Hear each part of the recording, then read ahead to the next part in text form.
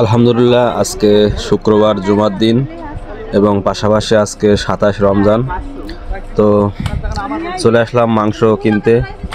এটা কিন্তু বাজারে না, এটা আমাদের গ্রামেই। যিনি কষাই, যিনি মাংস কোচাচ্ছে আমাদের সাহেব খালু, এই যে বেশিরভাগই ইনার কাছ থেকে মাংস নেওয়া হয়।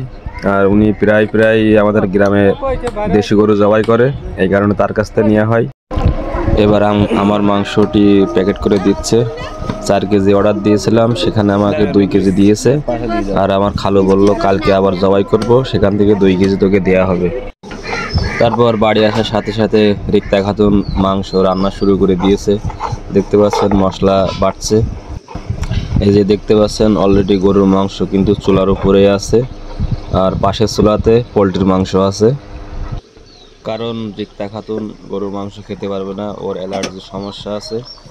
এই কারণে তার জন্য আলাদাভাবে পোলট্রির মাংস আনা হয়েছে।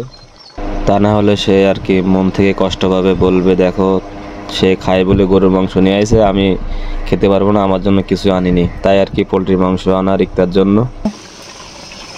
তো যাই হোক, আমি এবং আমার 2 ছেলে গরুর মাংস খাই, খুব ভালো লাগে গরুর মাংস খেতে।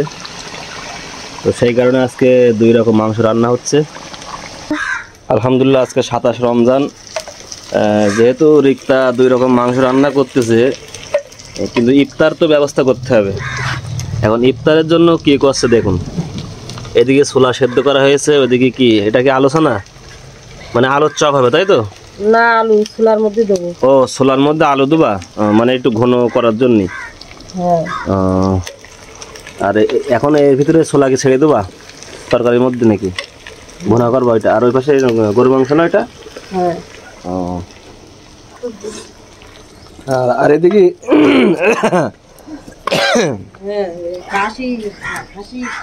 আর তুই কি করছিস এখানে বসে বসে? এই গাল দিচ্ছে। বসে বসে কার গাল দিচ্ছিস? তোর আজ কি রান্না? এটা এর ভিতরে কি ডিম দেখছি, সেদ্ধ ডিম? সেদ্ধ ডিম ভুনা হবে তাই তো? আর এটা হচ্ছে বেগুন ভাজি হবে।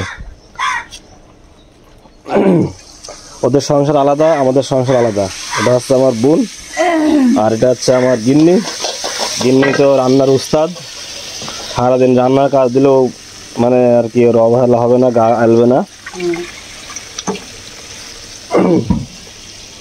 রান্নার পাগল।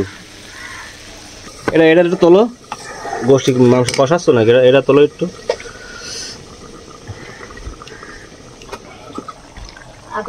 এই পাশে তো গরুর মাংস প্রায় কষানো হয়ে গেছে।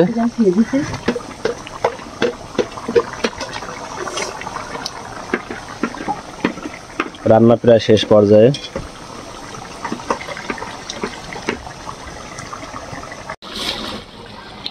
তাই মাংস তো রান্না হয়ে গেছে না, এবার নামা, এবার হয়ে গেছে। আর বেশি ঝোল নামিও না, খাওয়ার সময় আবার ঝোল লাগবেন না।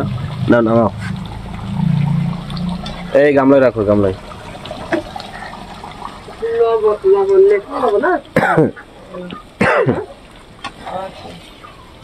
তাহলে আজকের মতো রান্না বাড়া সমাপ্তি তাই তো?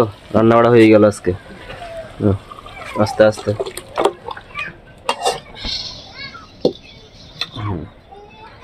ঘরে নিয়ে যাবো, দাঁড়াটা আমি ঘরে নিয়ে যাচ্ছি।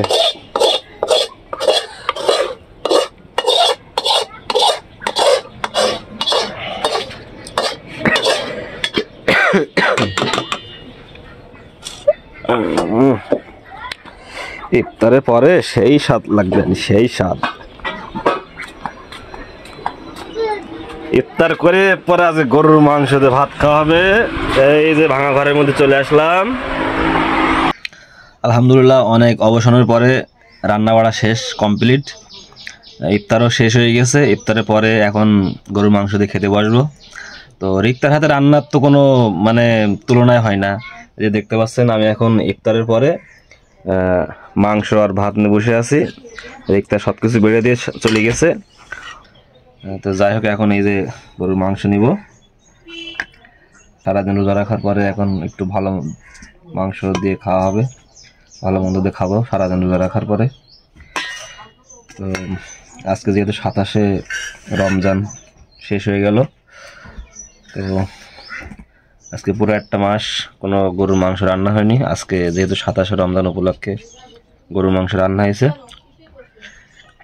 আশা করি রান্নাটা খুব সুন্দর হবে, কারণ রিক্তার হাতে রান্না তো অসাধারণ, কোনো তুলনা নেই কোনো। মাশাল্লাহ,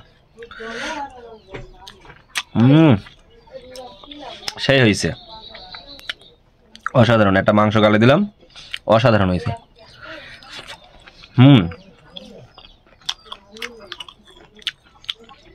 তুলনা নেই, অসাধারণ। তো যাই হোক, খুবই ভালো লাগছে। অনেক লং হয়ে গেছে ভিডিওটা। তো সকলে ভালো থাকবেন। আসসালামু আলাইকুম, আল্লাহ হাফেজ।